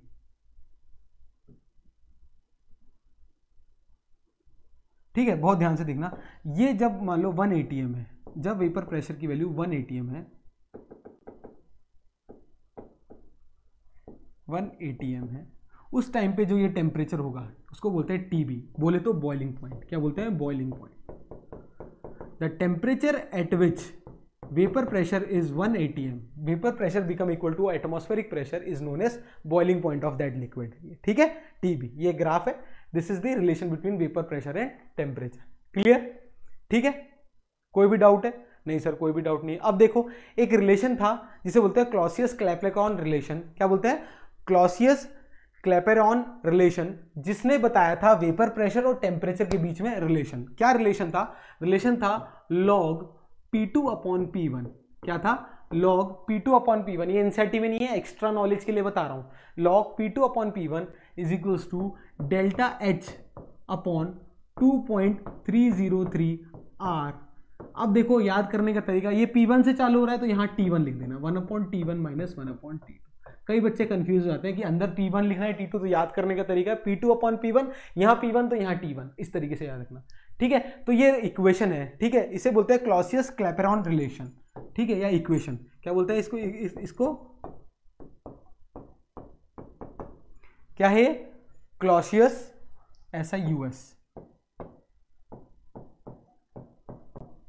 क्लैपेरॉन इक्वेशन। ठीक है, this equation tells the relation between vapour pressure and temperature. ठीक है, यहां पर सर P2 P1 क्या है, P2 है, P1 है vapour pressure at temperature T1, ये लिख देता हूं आप बच्चों को याद रहे। ठीक है, P2 क्या है, vapour pressure at temperature T1, T2 sorry T2। P1 क्या है, vapour pressure at temperature T1। ये P1 आ गया, ये P2 आ गया। टेम्परेचर हो गया, डेल्टा H क्या है, यह है हीट ऑफ वेपराइजेशन। क्या बोलते हैं डेल्टा H को, यह है हीट ऑफ वेपराइजेशन, जूल्स में इसकी यूनिट होती है generally, heat of vaporisation, heat of vaporisation. ठीक है, R क्या है, गैस कांस्टेंट, यहां लिख देता हूं R क्या है, गैस कांस्टेंट। ठीक है, इसकी वैल्यू 25/8 या 3 ले लो, अगर इसको जूल में ले रहे हो तो। ठीक है, 25/3 ले लो जब इसको जूल में ले रहे हो तो। ये न्यूमेरिकल पॉइंट ऑफ व्यू है, जब न्यूमेरिकल कराऊंगा तब समझाऊंगा, ये एक एक्स्ट्रा चीज है तो घबराइएगा मत, समझाने के लिए है कि कुछ बच्चे ऐसे होंगे जो मेरे से ये रिक्वायरमेंट होगी उनकी कि सर अच्छे से और कुछ नया बताओ, उनके लिए ये बता रहा हूं मैं। क्लियर है। ठीक है, तो क्लॉसियस क्लैपेरॉन रिलेशन क्लियर है, टेम्परेचर का इफेक्ट क्लियर है, वेपर प्रेशर पे क्या रहता है, बिल्कुल। अगला रिलेशन है नेचर ऑफ लिक्विड का। ठीक है, सेकंड जिस फैक्टर पे डिपेंड करता है मेरा वेपर प्रेशर, सेकंड है वो है nature of liquid. Nature of liquid, liquid कैसा है, उसके बीच में इंटरमोलिकुलर फोर्सेस कैसे हैं। तो अगर मैं बात करूं, अगर किसी लिक्विड के अंदर इंटरमोलिकुलर फोर्स ऑफ अट्रैक्शन ज्यादा है, सोचो, खुद ही सोचना, उसके अंदर इंटरमोलिकुलर फोर्स ऑफ अट्रैक्शन ज्यादा है, तो क्या उसका वेपर प्रेशर ज्यादा होगा या कम होगा? ऑब्वियसली सर कम होगा, क्योंकि उसमें हीट देने पे अगर बॉन्ड स्ट्रांग हो गए तो कम बॉन्ड टूटेंगे, कम वेपर्स बनेगी, तो वेपर प्रेशर कम होगा। तो vapour pressure is inversely proportional to intermolecular force of attraction, intermolecular forces between liquid molecules. ठीक है, तो जैसे जैसे इंटरमोलिकुलर फोर्सेस बढ़ेंगे वैसे वैसे वेपर प्रेशर कम होगा। For example if I ask you, कि अगर मैं आपसे एक क्वेश्चन पूछूं, एक है HF और एक है HCl, देखना बहुत ध्यान से। HF के बीच में क्या होता है बच्चा पार्टी, इनके बीच में होता है हाइड्रोजन बॉन्ड। क्या होता है? Hydrogen bond. हाइड्रोजन बॉन्ड को स्ट्रॉन्ग माना जाता है, तो इसको तोड़ना, इसको वेपर में कन्वर्ट करना आसान होगा या मुश्किल होगा? सर मुश्किल होगा। तो ये इजीली वेपर में कन्वर्ट होगा, तो इसका वेपर प्रेशर ज्यादा होगा। तो जिसके इंटरमोलिकुलर फोर्स ऑफ अट्रैक्शन ज्यादा है उसका वेपर प्रेशर कम है। इस चीज को ध्यान में रख लो, इसको नोट कर लो। क्लियर है? कोई भी डाउट है तो बताइएगा बच्चों। ठीक है, डन। ठीक है, ओके। नोट करके एक बात और लिख लो, यहीं पर एक्स्ट्रा चीज लिखवाना चाहता हूं। नोट करके एक और बात लिख लो कि वेपर प्रेशर जो होता है वो बॉइलिंग पॉइंट के भी इनवर्सली प्रोपोर्शनल होता है। ठीक है, कहां लिखा हूं, यहाँ तो जगह नहीं है, इधर लिख लो कि vapour pressure is inversely proportional to boiling point. यहाँ लिख लो, एक्स्ट्रा बात है, इसको नोट करके लिख लो कि vapour pressure is inversely proportional to boiling point. ठीक है, डन। चलो अब नेक्स्ट टॉपिक अपन बात करते हैं, बहुत इंपॉर्टेंट है, राउल्ट्स लॉ। ठीक है, वेपर प्रेशर के बारे में पढ़ लिया, वेपर प्रेशर को अप्लाई करना है राउल्ट्स लॉ के अंदर। राउल्ट्स लॉ क्या कहता है? ये राउल्ट्स लॉ ने एक रिलेशन बताया, किस किस के बीच में?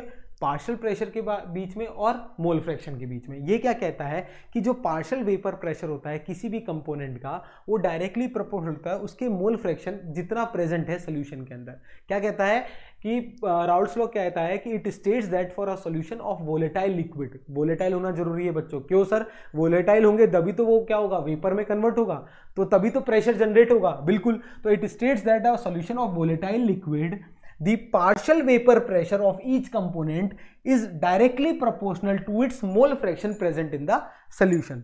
ठीक है, तो अगर मैं लिक्विड लिक्विड सोल्यूशन की बात कर रहा हूं, पहले मैं किसकी बात कर रहा हूं? लिक्विड लिक्विड सोल्यूशन की बात कर रहा हूं। ठीक है, फर्स्ट केस, पहला केस, अगर मैं बात कर रहा हूं liquid liquid solution, if I talk about liquid liquid solution, तो सॉल्यूट भी मेरा लिक्विड है और सॉल्वेंट भी लिक्विड है। ये मान लो सॉल्यूट है और ये क्या है मेरा? सॉल्वेंट।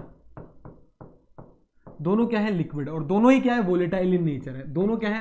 वोलेटाइल है। वोलेटाइल बोले तो जो इजीली इवोपरेट हो जाए।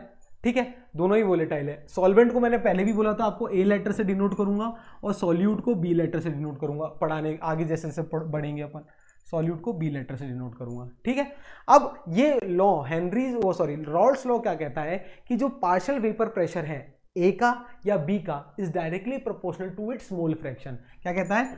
पार्शियल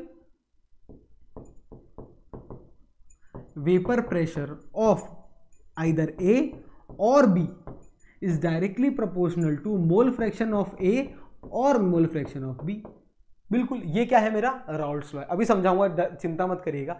कहने का मतलब ये है, अगर मैं बोलूं पार्शियल किसी भी सॉल्यूशन के अंदर A और B दोनों है, सॉल्यूट भी प्रेजेंट है, सॉल्वेंट भी प्रेजेंट है। बिल्कुल, मान लो एक कंटेनर मान लिया मैंने, ठीक है, इसके अंदर सॉल्यूट भी है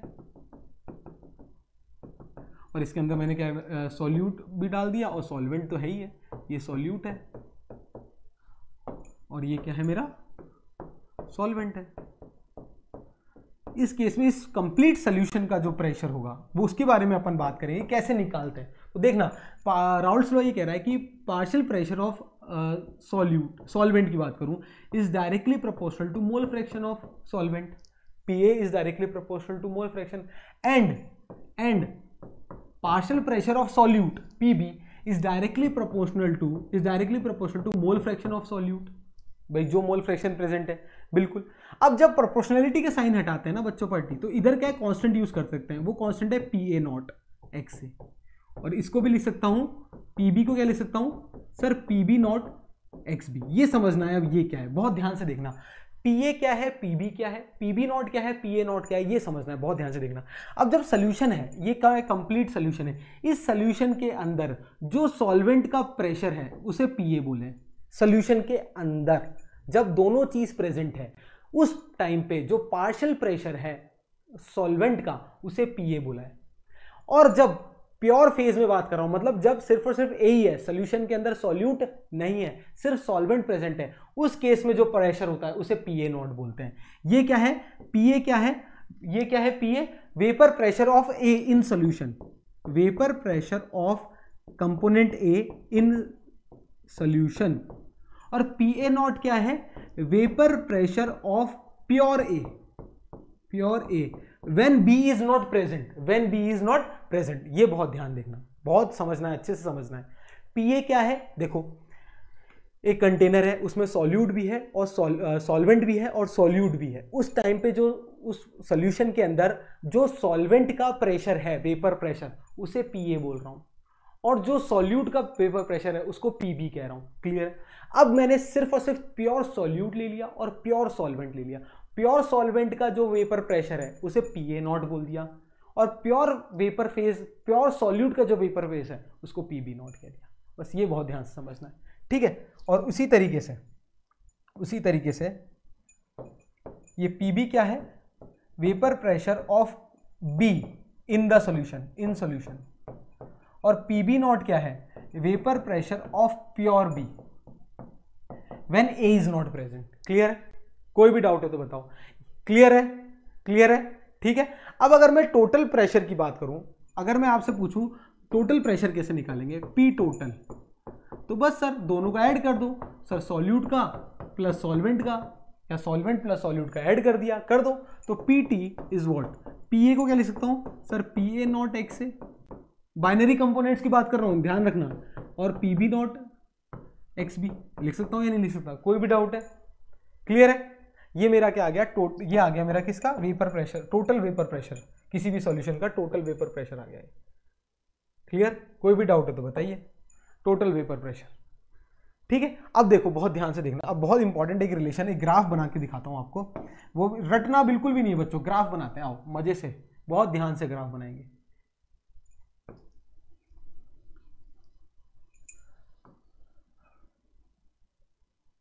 ठीक है, एक्स एक्सिस पे वेपर प्रेशर ले रहा हूं और वाई एक्सिस पे मोल फ्रैक्शन ले रहा हूं, ठीक है। अब इधर ले रहा हूं वेपर प्रेशर, इधर क्या ले रहा हूं, वेपर प्रेशर, और इधर मोल फ्रैक्शन। अब मान लो ये ओरिजिन पे मैंने एक्स ए को मान लिया क्या, 1, एक्स ए को 1 मान लिया, अज्यूम कर लिया कि इस पॉइंट पर मोल फ्रैक्शन ए का 1 है। अगर मोल फ्रैक्शन ए का 1 है और बाइनरी कंपोनेंट, तो बी का ऑटोमेटिकली 0 हो जाएगा, क्योंकि x A plus x B 1 होता है। अगर अब धीरे धीरे इधर मोल फ्रैक्शन क्या कर रहा हूं, घट, अब देखना यहां पर क्या लिया मैंने, मोल फ्रैक्शन।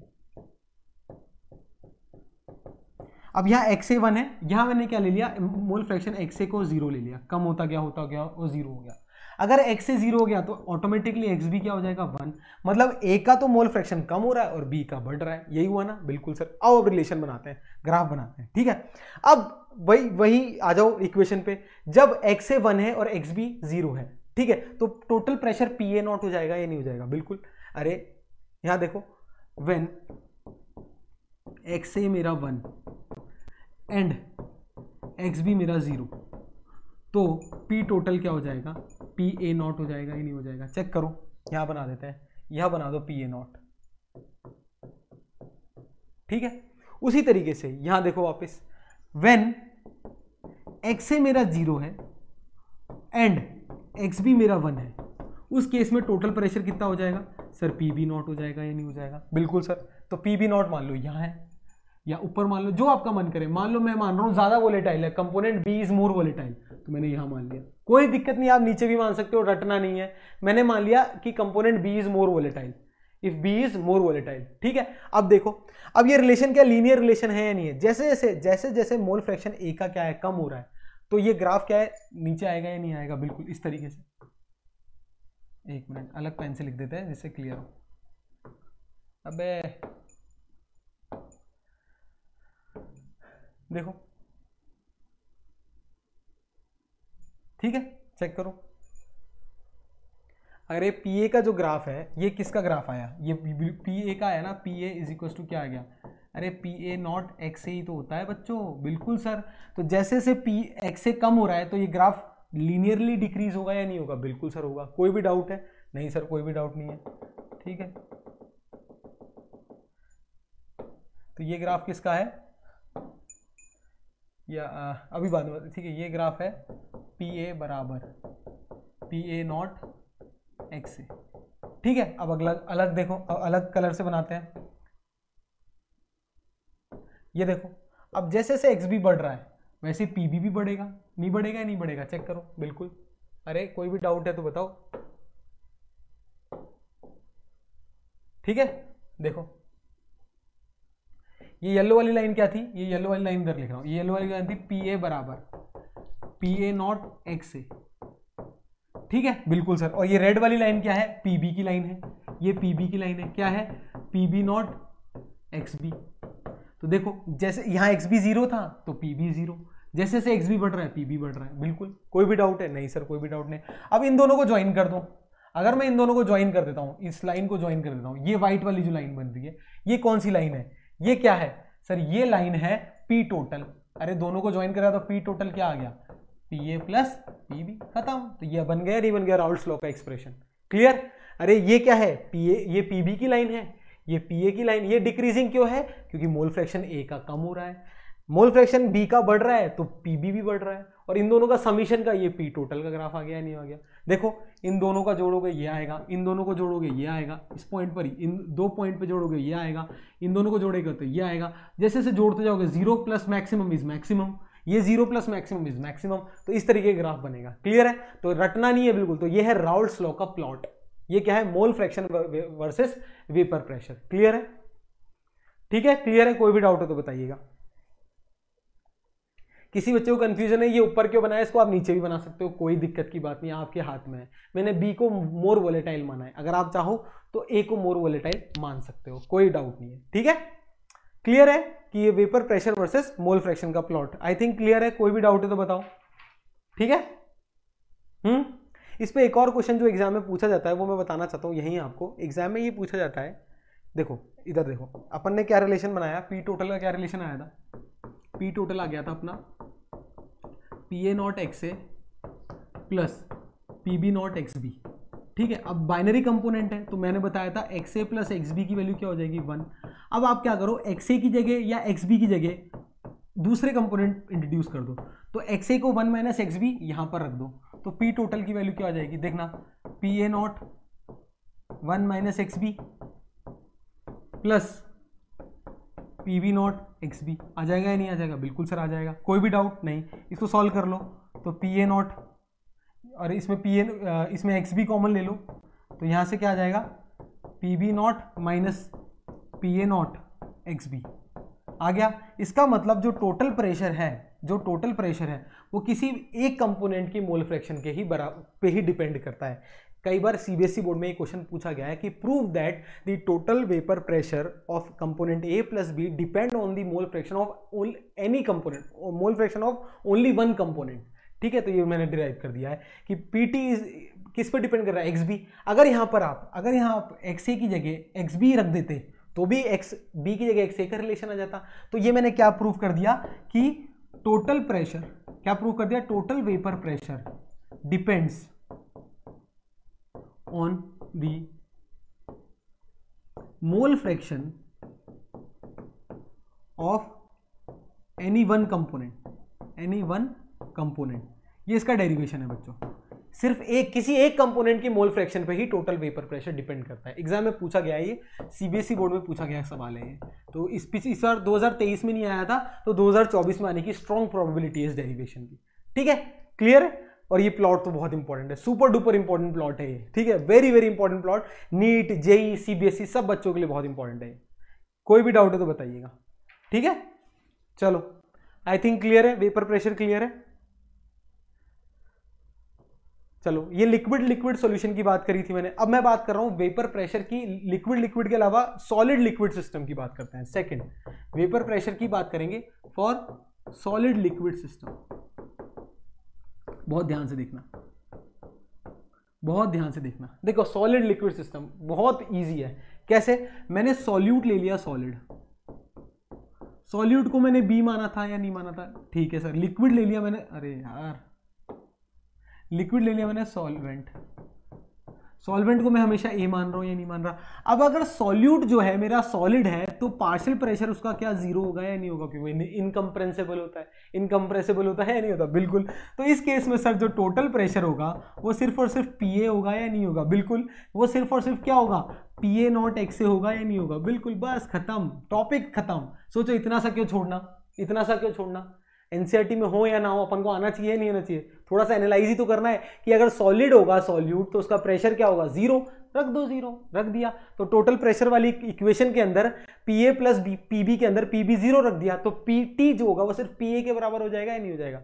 ठीक है, क्लियर है? इस केस के अंदर अगर मैं प्लॉट ड्रॉ करूं, अगर फॉर एग्जांपल इस केस में अगर मैं प्लॉट ड्रॉ करूं, यहीं ड्रॉ कर देते हैं, देखो इस केस के अंदर तो सिर्फ क्या होगा? एक ए कंपोनेंट है वो पीबी तो जीरो होगा, तो ऐसा ही ग्राफ आएगा ना सिर्फ।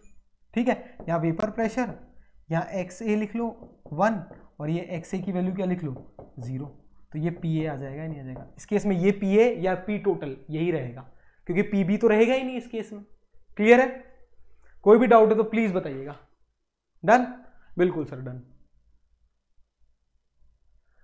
चलो अब वेपर प्रेशर पर एक न्यूमेरिकल करते हैं जो कि एग्जाम में पूछा गया है। आओ क्वेश्चन करते हैं। The vapour pressure of pure, अब किस तरीके से क्वेश्चन आता है, कैसे इसको अटेम्प्ट करना है, क्योंकि सिर्फ पढ़ना ही इंपॉर्टेंट नहीं है ना, उसकी एप्लीकेशन भी इंपॉर्टेंट है बच्चों।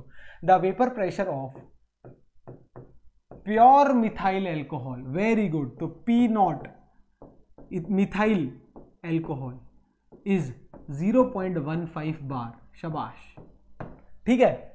The vapour pressure of this liquid with liquid B, अच्छा इसका प्लस लिक्विड बी का, इसको मान लो ए मान लो, इसको मान लो ए मान लो, इसको ए मान लो, तो इसको क्या लिख सकता हूं? पी नॉट ए है। अब इसका और लिक्विड बी का जो है vapour pressure of this liquid, मतलब vapour pressure of liquid A with liquid B is 0.09 bar. इसका मतलब ये है पी ए जो है वो आपका 0.09 बार है। समझ में आया? प्योर दे रखा है और इसका विथ लिक्विड बी का वो क्या होता है? अभी समझाया था आपको कि प्योर फेज में होगा वो पी नॉट वाली टर्म होगी और सोल्यूशन के अंदर जो होगा वो पी ए वाली टर्म होगी, लिख दी। बिल्कुल। अब मोल फ्रैक्शन पूछा है पीबी का, मोल फ्रैक्शन पूछा है पीबी का, बस खत्म क्वेश्चन। देखो पी ए की वैल्यू क्या होती है according to Raoult's law? P A not X A होती है नहीं होती? तो इधर से एक्स ए की वैल्यू क्या आ जाएगी sir? P A upon P not A आ जाएगी या नहीं आ जाएगी? आओ रखो, पी ए की जगह क्या रख दो? 0.09, दोनों की यूनिट बार में है ना, ये नोट कर लेना। बिल्कुल। अपॉन 0.15 बार, कैंसिल आउट होगा, 3 3 से 9, 3 5 15, 3/5 आ गया एक्स ए। क्या एक्स ए पूछा है? नहीं, एक्स बी पूछा है। कोई बात नहीं, एक्स बी क्या आ जाएगा? 1 माइनस एक्स ए, खत्म, लिख दो 1 minus 3/5 that is equal to 2/5 आ गया। मोल फ्रैक्शन ऑफ ए आ गया। इजी है। तो this is how roles law को किस तरीके से लगाना है, इस तरीके से लगाना है। क्लियर है? कोई भी डाउट है तो प्लीज टाइप कर दीजिएगा। ठीक है, आई होप आप एंजॉय कर रहे होंगे, हर चीज क्लियर होनी चाहिए, क्रिस्टल क्लियर होनी चाहिए मेरे हिसाब से। ठीक है, अगला क्वेश्चन, नेक्स्ट क्वेश्चन। ये एनसीईआरटी का और ये एग्जाम में सीबीएसई बोर्ड में बहुत बार पूछा गया सवाल है, ये सीबीएसई बोर्ड का सवाल है। ठीक है, सीबीएसई बोर्ड का सवाल है। चलो, वेपर प्रेशर ऑफ क्लोरोफॉर्म, ठीक है, and dichloromethane at 298 kelvin are 200 mmHg and 415 mm of Hg। यही देखो किस तरीके से लिख रहा हूं मैं, कोई सॉल्यूशन देखना। एक जगह मैंने लिख दिया CHCl3 क्लोरोफॉर्म, ठीक है, बिल्कुल सर, और एक जगह लिख दिया मैंने CH2Cl, ये हटा दूं, सीबीएसई में आया हुआ है, लिख लेना CH2Cl2। क्लियर है? हाँ, दो ही तो, डाइक्लोरोमीथेन दे रखा है CH2Cl। हाँ ठीक है सर। अब इसका जो वेपर प्रेशर है, अब देखो बहुत ध्यान से, अब वेपर प्रेशर जो है, वेपर प्रेशर कितना दे रखा है क्लोरोफॉर्म का? 200 mm ऑफ Hg, और इसका कितना दे रखा है? 415 mm ऑफ Hg। ऐसे लिख लो जिससे क्लियर होगा। कोई भी डाउट? नहीं सर, कोई भी डाउट नहीं है। ठीक है, calculate vapour pressure of the solution prepared by mixing 25.5 ग्राम। इसका मास कितना है, कितना गिवन है? 25.5 ग्राम। ठीक है भाई, 25.5 ग्राम इसको और 40 ग्राम इसको, दोनों को मिक्स करके जो सॉल्यूशन बनता है उसका टोटल प्रेशर बताना है। ठीक है, तो टोटल प्रेशर का फॉर्मूला आपको पता है क्या होता है? P A not X A plus P B not X B. इसको पी ए मान लो, आप चाहो तो इसको ए मान लो, और इसको बी मान लो, कोई भी जैसा आपका मन करे। ये आपको प्योर फेज में दे रखा है, पी ए नॉट दे रखा है, ये पी ए नॉट दे रखा है, और ये क्या दे रखा है, पी बी नॉट दे रखा है। दे रखा है या नहीं दे रखा है, चेक करो। अरे पी ए नॉट दे रखा है, पी बी नॉट दे रखा है, दोनों चीज दे रखी है या नहीं दे रखी, बिल्कुल। ये पी ए नॉट है, ये पी बी नॉट है, इसका मास है, इसका मास है। अगर इसका देख लो, अब इसका मॉलिक्यूलर वेट कैपिटल एम, इसका मॉलिक्यूलर वेट आपको पता है। क्लोरोफॉर्म का मॉलिक्यूलर वेट बताओ कितना होता है। अरे कार्बन का 12 और एक 13 और 35.5 होता है क्लोरीन का। निकाल लो कितना हो जाएगा, 119.5 आ जाएगा। मॉलिक्यूलर वेट कितना आ गया, 119.5 ग्राम पर मोल। ठीक है, और इसका मॉलिक्यूलर वेट कितना आ गया, CH2Cl2 का मॉलिक्यूलर वेट निकाल लो, इसका निकाल लो कितना आ जाएगा, 85 आ जाएगा।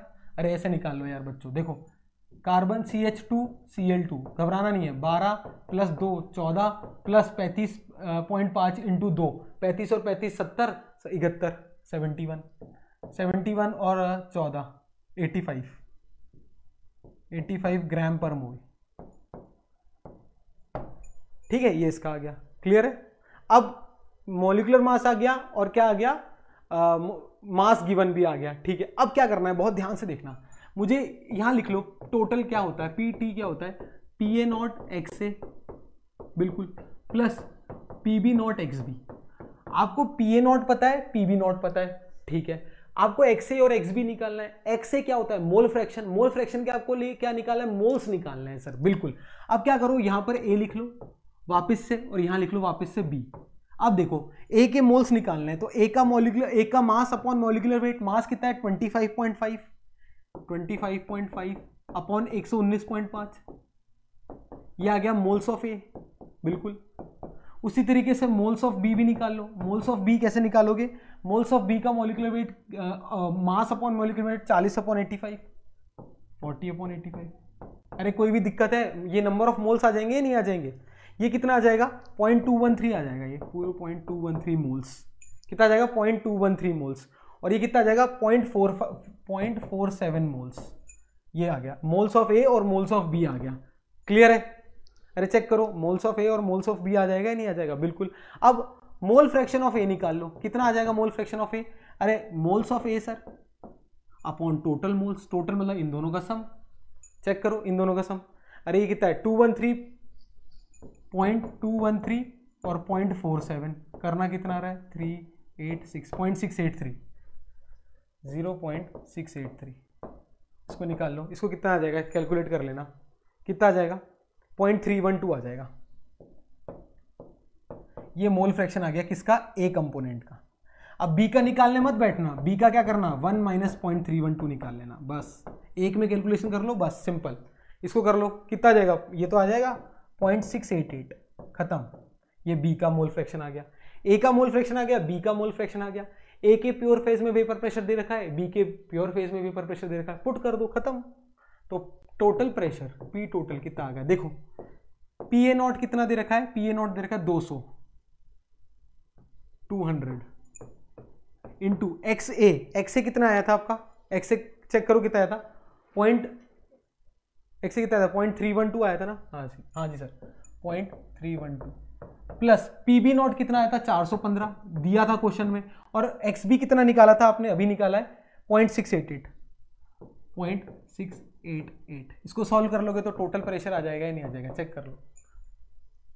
ठीक है, ये देखो कितना आएगा, ये आ जाएगा 62.4 mm ऑफ Hg लेना, सब mm Hg में है। ठीक है, ये आएगा 285.52, सॉल्व कर लो इसको, कितना आएगा। ठीक है 7 3 4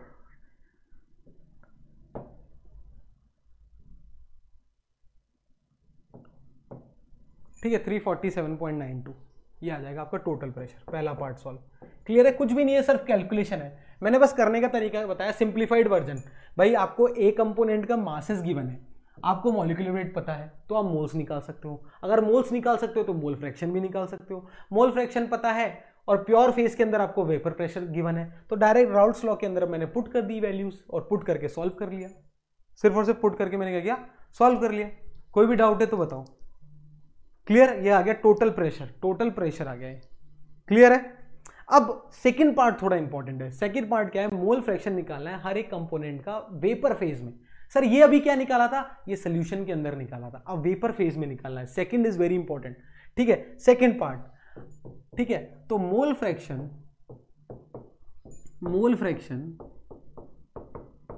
इन वेपर फेज निकालना है आपको। क्या निकालना है, वेपर फेज के अंदर निकालना है। उसको डिनोट करते हैं वाई से, उसको एक्स से करते हैं, इसको वाई, वाई आई, मतलब किसी भी ith कंपोनेंट का अगर वेपर प्रेशर निकालना है, मतलब मोल फ्रैक्शन निकालना है अगर वेपर फेज के अंदर, तो क्या करो, उसका जो पार्शियल प्रेशर है अपॉन टोटल प्रेशर कर दो, बस खत्म।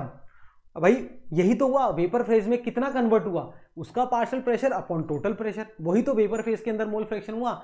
जैसे अगर मैं पूछूं मोल फ्रैक्शन ऑफ CHCl3 क्लोरोफॉर्म, ठीक है, अगर मैं पूछूं तो क्या है उसका पार्शियल प्रेशर कितना था, CHCl3 का पार्शियल प्रेशर अपॉन टोटल तो आपने निकाल चुके हो ना, 347.9।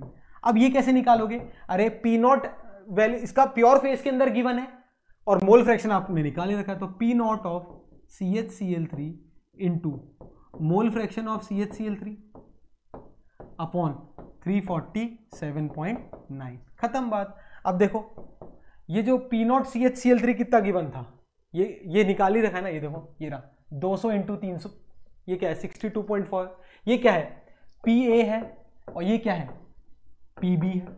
आपको PA अपॉन P टोटली तो करना है, तो ये क्या है 62.4 अपॉन 347.9, ये क्या आ गया, वेपर फेज के अंदर मोल फ्रैक्शन आ गया। क्या आ गया, वेपर फेज के अंदर इसका वैल्यू आएगी 0.179, जो कि आपके एनसीईआरटी में गिवन है 0.18, ठीक है। तो वेपर फेज के अंदर किसी भी गैस का अगर आपको मोल फ्रैक्शन निकालना है, तो उस गैस का प्रेशर, वेपर प्रेशर उस सॉल्यूशन के अंदर अपॉन सॉल्यूशन का टोटल वेपर प्रेशर।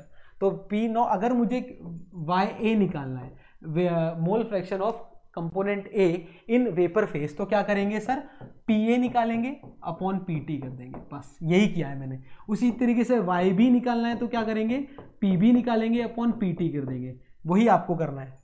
YB आपको निकालना है, मैंने YA निकाल लिया, YB आप निकालेंगे, ठीक है, ठीक है। अगला टॉपिक, नेक्स्ट टॉपिक इंपॉर्टेंट है। अब बात करते हैं आइडियल सॉल्यूशन। आइडियल सॉल्यूशन क्या होता है, जैसा नाम वैसा काम। आइडियल सॉल्यूशन जो कि राउल्स लॉ को ओबे करते हैं, इस पर डायरेक्ट क्वेश्चन आ जाता है बच्चे, इसलिए एक बार सुन लो, बहुत इजी सी बात है। ऐसे सॉल्यूशन जो राउल्स लॉ को ओबे करते हैं, उसके अंदर डेल्टा H की वैल्यू क्या होती है, 0, ना कोई हीट एब्जॉर्ब होती है ना रिलीज होती है, और डेल्टा V भी क्या होता है सर, 0, मतलब वॉल्यूम ऑफ द जो सोल्यूशन होता है वो वॉल्यूम ऑफ ईच कंपोनेंट होता है। अगर मैं वॉल्यूम ऑफ सोल्यूशन की बात करूं, वो क्या होगा, volume of component A plus volume of component B। और आइडियल सोल्यूशन के अंदर जो intermolecular force of attraction between solute and solvent particle होता है, वो किसके बराबर होते हैं, सॉल्वेंट के बराबर। अगर मैंने मान लो सॉल्यूट को A मान लिया, सॉल्वेंट को B मान लिया, ठीक है, सॉल्यूट पार्टिकल को मैंने, ये मेरा सॉल्यूट पार्टिकल है, ठीक है, और ये मेरा सॉल्वेंट है, तो क्या है, देखो ये देखो मैंने लिख दिया है आप लोगों के लिए, intermolecular attractive force between AA and BB is equal to AB। ये होता है आइडियल सॉल्यूशन, ठीक है। अब नॉन आइडियल, जो कि राउल्स लॉ को ओबे नहीं करता है, तो इसका मतलब या तो उसका वेपर प्रेशर की वैल्यू राउल्स लॉ से ज्यादा आएगी, या वेपर प्रेशर की वैल्यू राउल्स लॉ से कम आएगी। अगर राउल्स लॉ से ज्यादा होती है तो ऐसी गैस कौन सा डेविएशन क्या कहते हैं, पॉजिटिव डेविएशन दिखाती है, और राउल्स लॉ से कम आती है अगर वेपर प्रेशर की, तो क्या कहते हैं, ऐसी गैस क्या नेगेटिव डेविएशन फॉलो कर रही है, ठीक है। पॉजिटिव डेविएशन क्या होता है, देखो पॉजिटिव डेविएशन ऐसी गैस, देखना बहुत ध्यान से देखना, अगर मान लो मेरा एक सॉल्यूट है A, सॉल्वेंट है B, सॉल्यूट के बीच में जो इंटरमॉलिक्यूलर फोर्स है, मतलब A B के बीच में जो इंटरमॉलिक्यूलर फोर्स ऑफ अट्रैक्शन है, सॉल्वेंट के बीच में जो इंटरमॉलिक्यूलर फोर्स ऑफ अट्रैक्शन है, दैट इज BB के अंदर है, मतलब AA और BB के आपस में जो इंटरमॉलिक्यूलर फोर्स ऑफ अट्रैक्शन कई ज्यादा है एज कंपेयर टू AB, मतलब सॉल्वेंट। तो उस केस के अंदर क्या होगा, वेपर प्रेशर क्या हो जाएगा, बढ़ जाएगा। क्यों, क्योंकि A और B क्या है, इजीली दोनों में A में आपस में बॉन्ड अच्छा है, B में भी अच्छा है, तो वो उड़ जाएंगे। A B में नहीं है ना, तो वो सॉल्यूशन के अंदर टिकेंगे नहीं। अगर सॉल्यूशन के अंदर टिकेंगे नहीं तो AA और BB उड़ जाएगा, तो वेपर प्रेशर क्या हो जाएगा, बढ़ जाएगा। इसका एग्जांपल क्या है, mixture of ethanol and acetone. Ethanol और एसीटोन का मिक्सचर जो है वो क्या दिखाता है, हमेशा पॉजिटिव डेविएशन। इसमें क्या इंपॉर्टेंट है बात ध्यान में रखने की, ये लाइन बस, कि पॉजिटिव के अंदर जो AA और BB का अट्रैक्शन होता है फोर्सेस का, वो ज्यादा होता है। क्या होता है, ज्यादा, एज कंपेयर टू किसके, AB के अंदर। तभी तो वो टिकेगा नहीं, अगर रुकेगा नहीं तो वेपर प्रेशर बढ़ जाएगा। अगर नेगेटिव डेविएशन की बात करूं तो जस्ट उल्टा होता है, उसके अंदर क्या होता है, जो AA और BB के अंदर फोर्स ऑफ अट्रैक्शन होता है वो क्या होता है, कम होता है एज कंपेयर टू AB। तो अगर मान लो AB के अंदर ये सॉल्यूट पार्टिकल, ये सॉल्वेंट पार्टिकल में फोर्स ऑफ अट्रैक्शन अच्छा होगा, तो खुद ही सोचो वेपर में कन्वर्ट होगा इजीली, नहीं होगा तो वेपर प्रेशर क्या हो जाएगा, कम हो जाएगा। इसका एग्जांपल क्या है, mixture of chloroform and acetone. Mixture of chloroform और एसीटोन, इनके बीच में क्या होता है, अच्छा बॉन्ड होता है। जैसे CHCl3 बताया था ना अभी आपको, CHCl3 ये NCERT का बहुत अच्छा एग्जाम्पल है, और एक एसीटोन,